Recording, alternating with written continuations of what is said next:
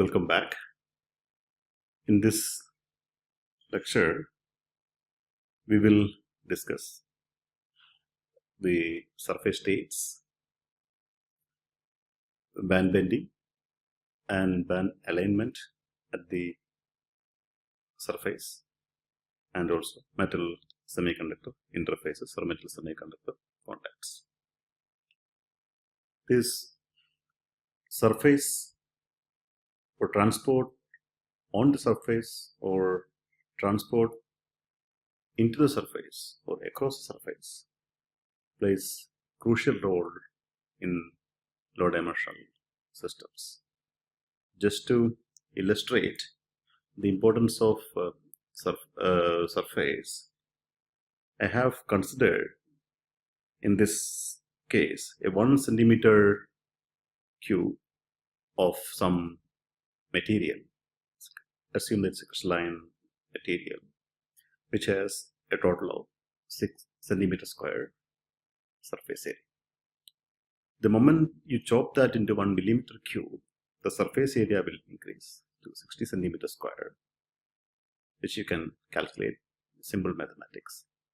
And if you chop that down to nanoparticles, something like 1 nanometer cubes, then the total surface area will be close to 1.5 acres.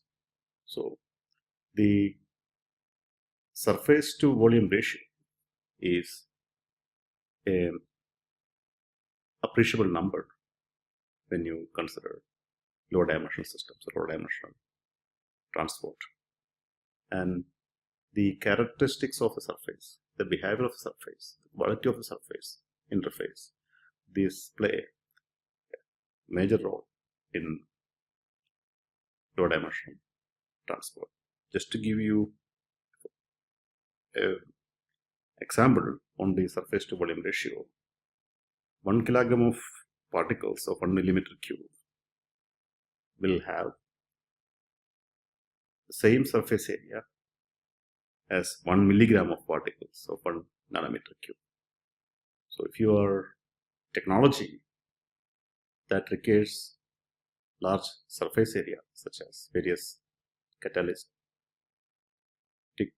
activities, then nanoparticles or small diameter system with large surface area will play beneficial role to your application. But that is not going to be the main focus for our discussion. What we are going to discuss is how these surface play important roles, mostly detrimental roles for our transport, because to inject and take electrons or current into and out of the system, you always have to cross the surface. And how good the surface need to be, or what are the characteristics of the surface which actually beneficial for us or which are basically detrimental for us. These are the main points that we will be addressing in this session. All right. Now, let's compare quickly the surface and the bulk. What I have here shown. Now, let us compare the electronic states of the bulk, the solid, and the surface. In the bulk solid, what we have is a regular array of atoms or regular array of lattice points. And when you reach the surface,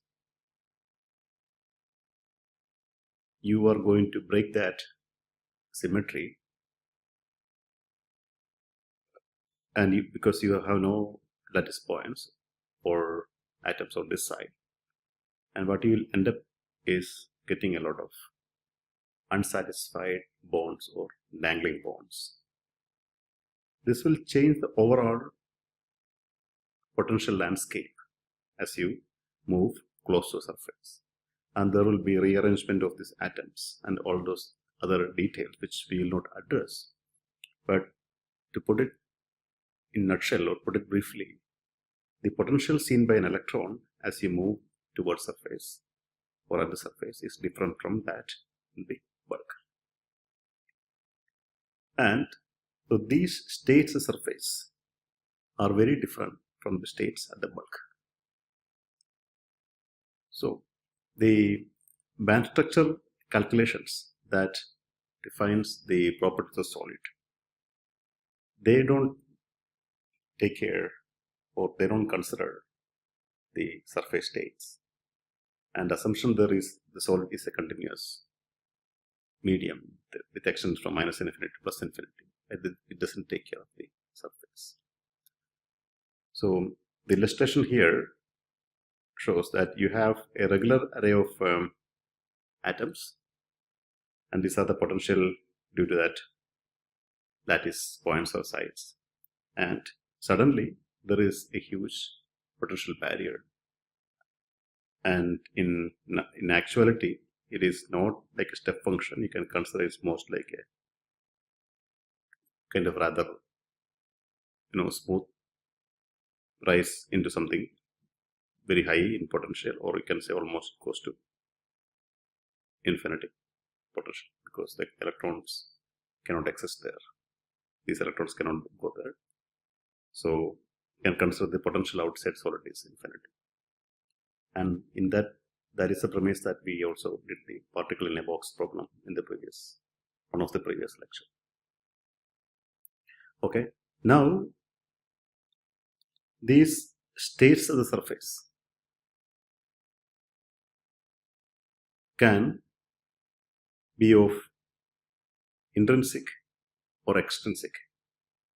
They can be caused by the native bonds which are broken, or they can also caused by some other particle sitting on the surface, such as some impurity atoms, adsorbed atoms. All those things can actually contribute to electronic states at the surface.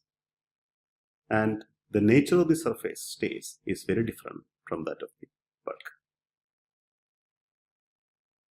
In the bulk, the states are defined by the Bloch theorem, and which you have done in the solid state physics course, I assume.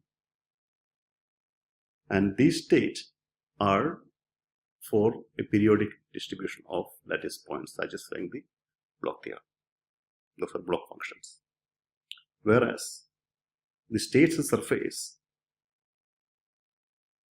decays exponentially. Okay. This bulk states, as it reaches the surface, it will decay exponentially.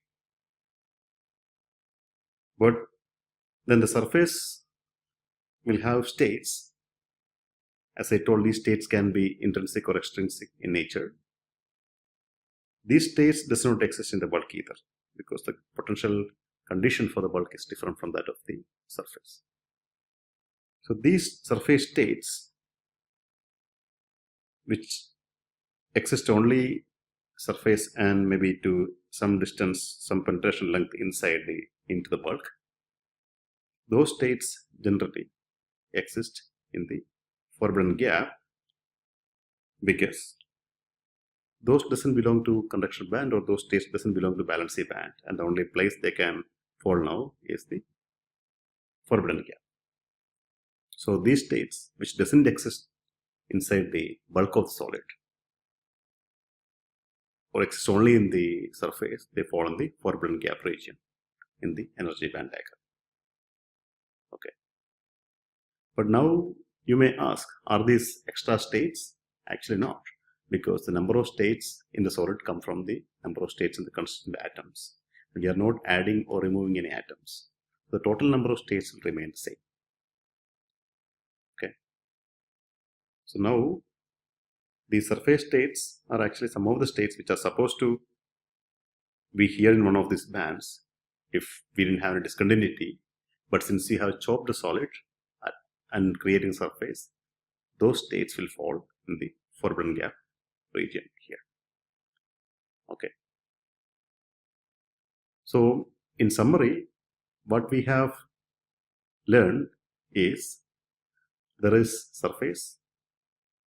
The surface play a crucial role in transport, and the states at the surface are different from that of the bulk, and these states exist only at the surface and decays as it goes into the solid, and these states or energy of these states fall in the forbidden gap region.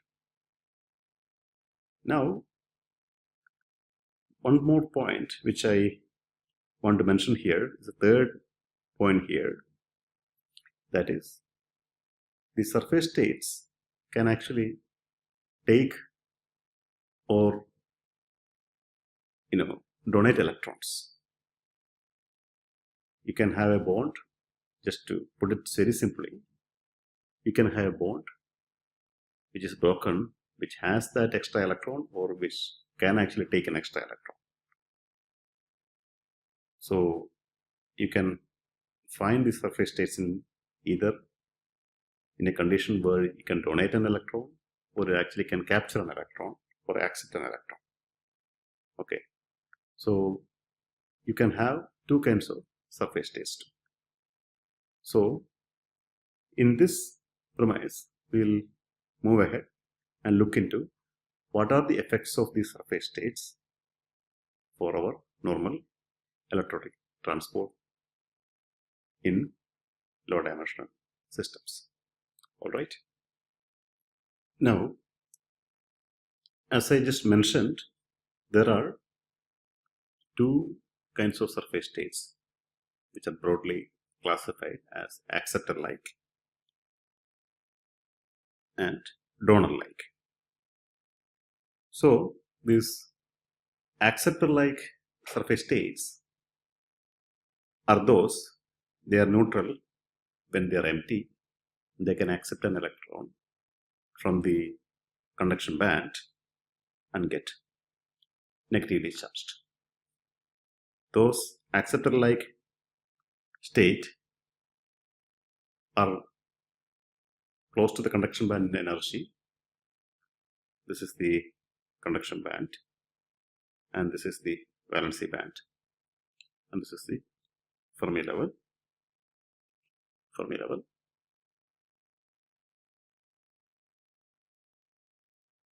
So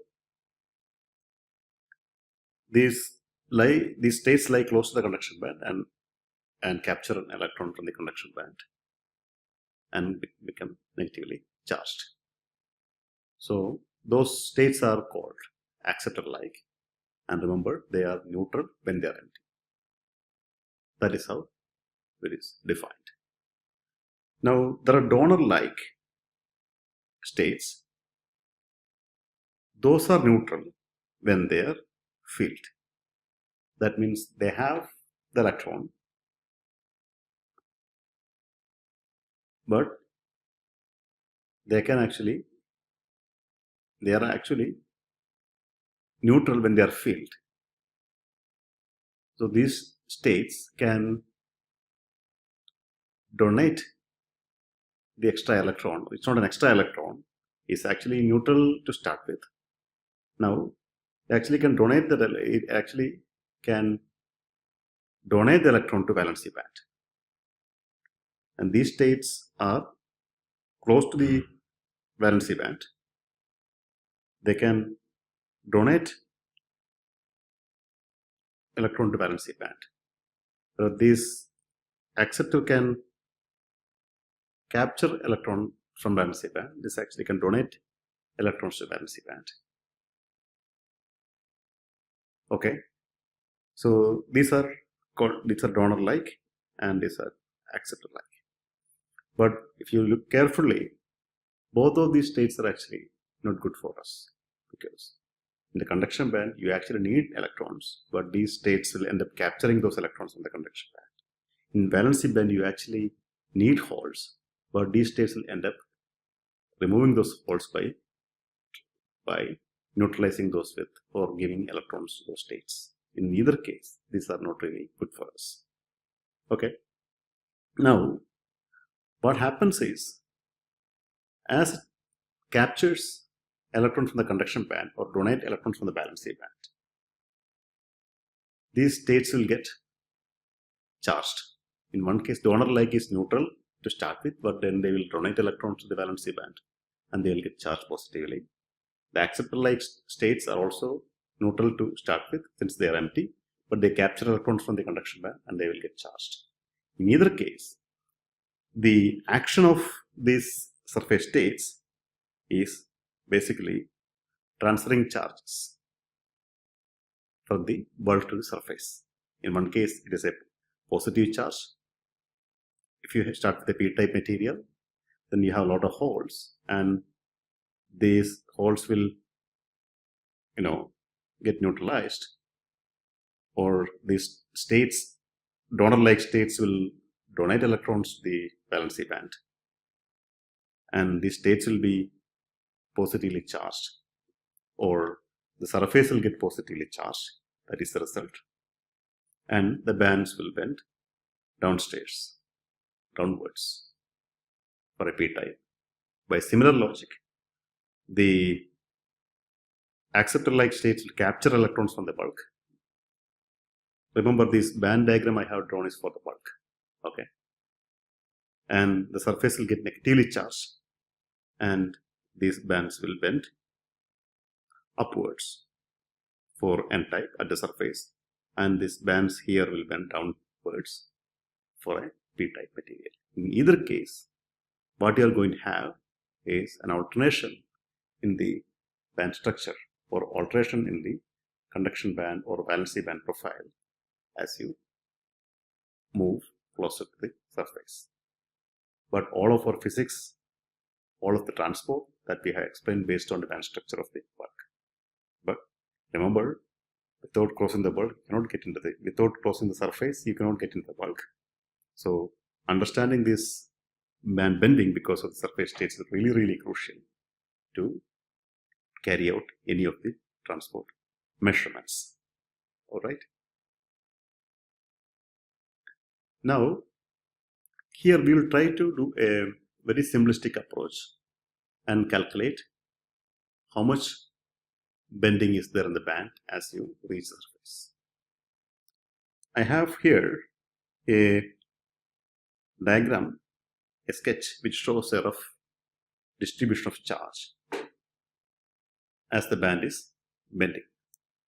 So what I have here is a region which is positively charged. That happens because as you reach the surface, let's consider this n-type case here. Remember, is here, n-type case. Remember, the band is going to bend up because electrons from this region has actually been gone to surface, and you have exposed positive ions, and these ions are actually donor ions because the electrons are coming from the donor atoms. That is our assumption, and this is an n-type material. So you have exposed donor ions, those are positively charged, and that is what we are representing here with these positive ions. And these electrons will go onto the surface of the material, and that is going to give you a negative charge at the surface, which I have represented here. This way.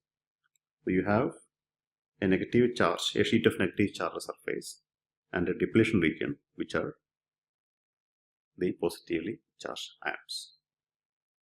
If Nd is the donor density, which you can control, which you can define, and you can also assume that most of the donors are completely ionized, then the surface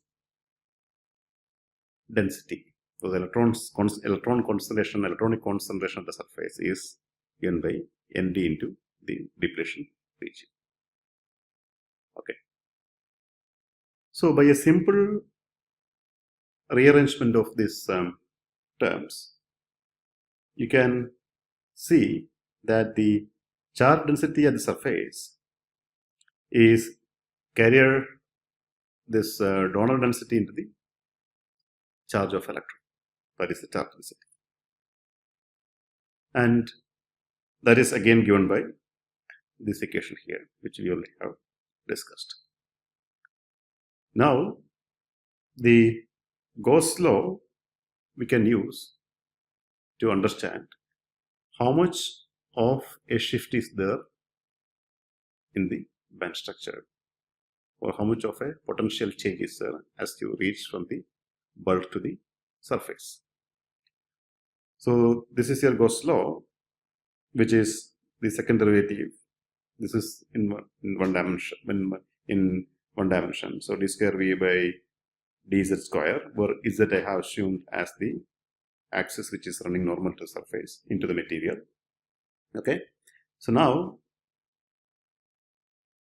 the equation for the potential along the z direction we can get by integrating this, and that is given by this relation here. And we have assumed the 0 point is the surface. Okay. Then the potential is given by minus ENT epsilon naught epsilon r z up, where z up is the depletion length.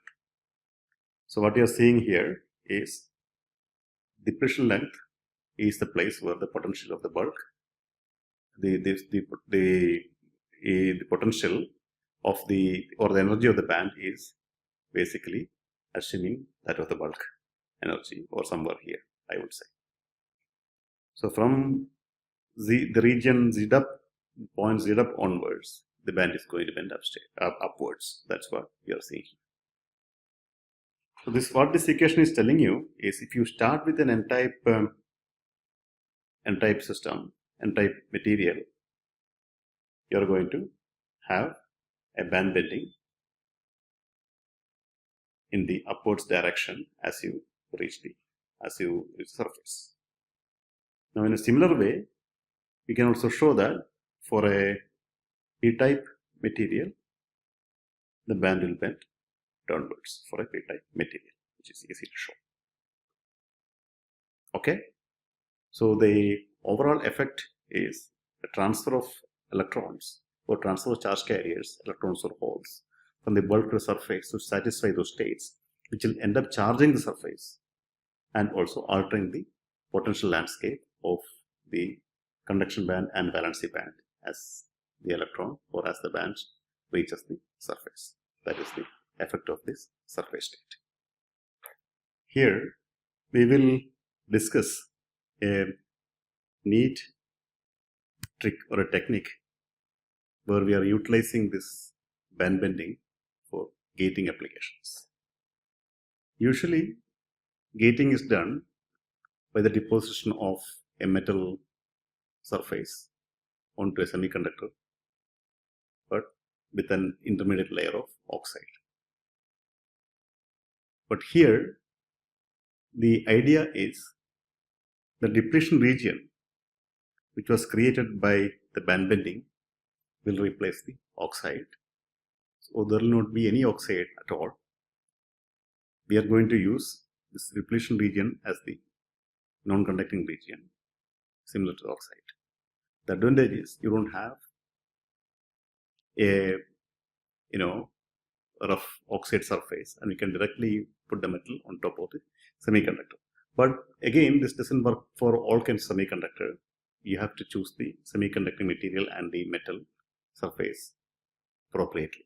Okay, so the technique goes like this.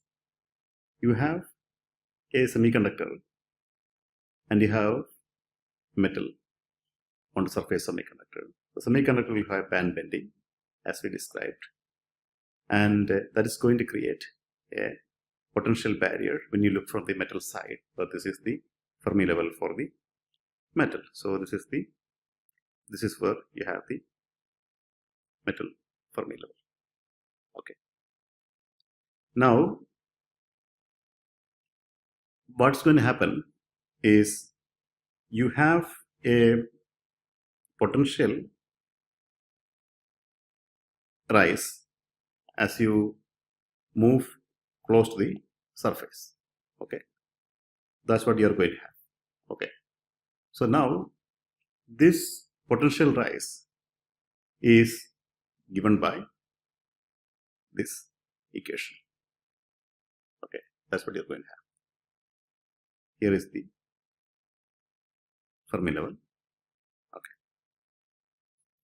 and as you go from the semiconducting bulk to the surface where the metal is deposited, you have a potential rise that is given by this equation. Now, the potential barrier seen by the electron is given by this quantity where you multiply that potential by the electronic charge. And you can calculate what is the depletion region or the depth of the depletion region or extension of the depletion region into the semiconductor by inserting this in this equation, and that is given by this in terms of the potential phi b. Now, this phi b can be modulated or changed by the application of a voltage onto this metal. So, the effective potential seen by the electron is a combination of this phi b and the voltage applied on the metal. Okay, and so the depletion length now is a function of the voltage applied. It's also a function of the phi b, but that is a constant for a given choice of semiconductor and metal. So now you can modulate that depletion length, how far you have that non-conducting region into the semiconductor by the application of voltage. So now, just to demonstrate the idea, what I have here is a cartoon where I have a semiconducting surface or semiconducting material, and I have a metallic surface which is created by the deposition of some metal on top of the semiconductor. Okay, initially when there is no voltage applied, let's assume that the Fermi level, the conduction band, when I run from the one end of the semiconductor and other end of the semiconductor across the surface is flat. Okay, now by the application of the voltage onto this ring-shaped representative metallic gate, I can extend the depletion region down underneath this gate. Okay, well, that is equivalent to saying that I am actually rising the conduction band wherever I have the metal deposited, or I am actually modulating the profile of the conduction band, or I am actually engineering the conduction band profile or landscape inside the metal. This is actually a three-dimensional. There is a three-dimensional profile to it, because remember, this is a line cut along one of this direction. Now, when you look from the top, what you're going to see is a ridge-shaped conduction band profile when you look from the top. In this case, that's what you're going to see. Okay, so just by application of voltage onto a metallic gate, you can actually modulate, or you can actually change the profile of the conduction band inside the material. That is possible because you are changing how far this depletion region is being extended into it. Okay, and this is a very effective technique, and most of the devices that we are going to discuss during the course of this lecture is defined by this technique called Schottky barrier gating. Generally, most of the quantum devices are gated devices, and this Schottky barrier gating is a technique which is widely used for various devices realized on two-dimensional electronic systems, which will be a major topic of our discussion during the course of this series of lectures. Okay, now you can also say that this phi b is the built-in potential. Even if you don't have a voltage on a metal, you still have the phi b there. Okay. So that 5B is going to give you already a conduction band profile even without application of a voltage. Okay. So if you consider the profile without application of voltage, you still have few,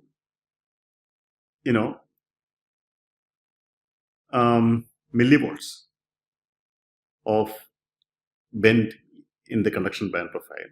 For example, in the specific case for a gallium arsenide material with this given electronic configuration, you have a depletion strength of 60 nanometer even when you have no VG or the gate voltage applied onto the metal. What that means is, within a depth of 60 nanometer, you have profiled the conduction band into this annular shaped or ridge shaped region. Okay. And this table here summarizes how much of this Schottky barrier heights or these barrier heights for a combination of various two major semiconductors. One is a gallium arsenide, N-type gallium arsenide, and N-type silicon. So for example, the gallium arsenide with the hafnium is going to give you very large, close to like 0.75 electron volt in the barrier height. Okay, and gold is also pretty high, is close to 0.9, and platinum also. But for example, for silicon also, you have aluminum close to 0.6 and silver slightly higher, and gold somewhere here, and platinum somewhere here. So what you're seeing here is an interesting story. That is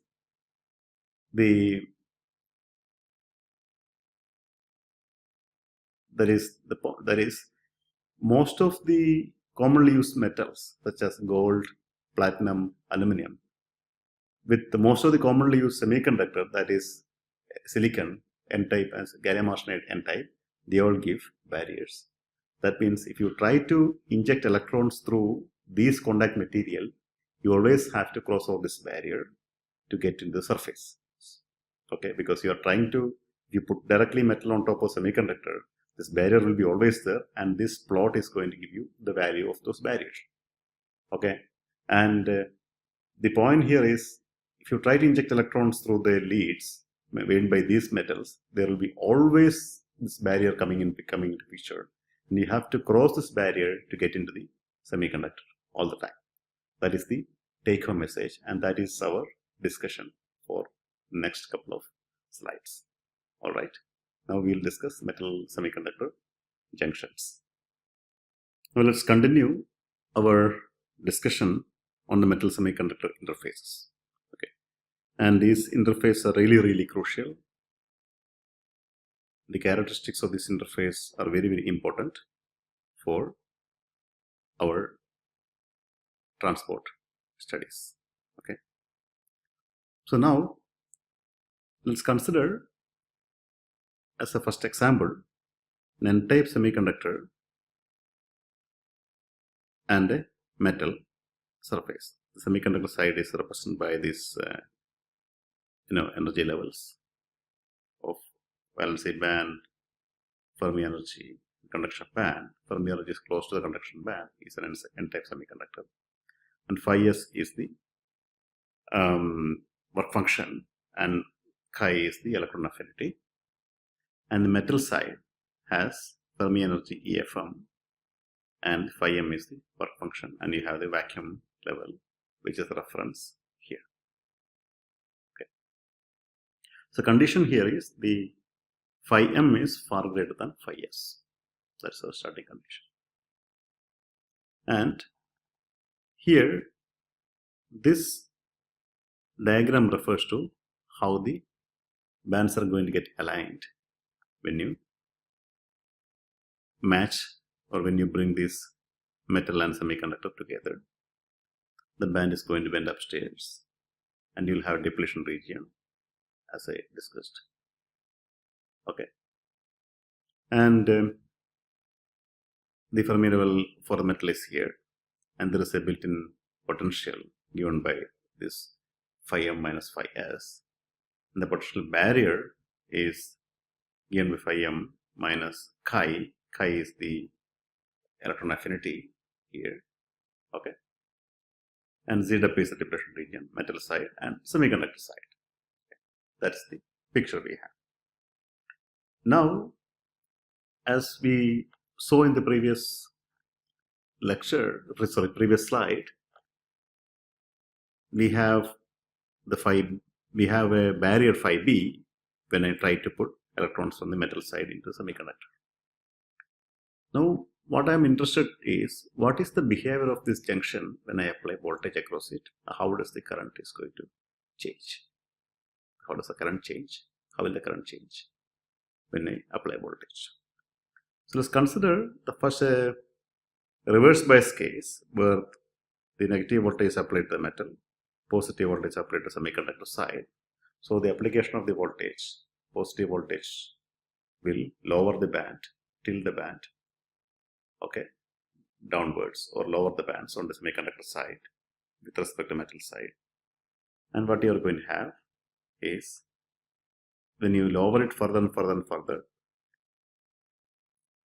this point will be here, but you will get thinner and thinner and thinner, and you will start getting current across this ring, across this barrier, and that is represented by this rise in current here.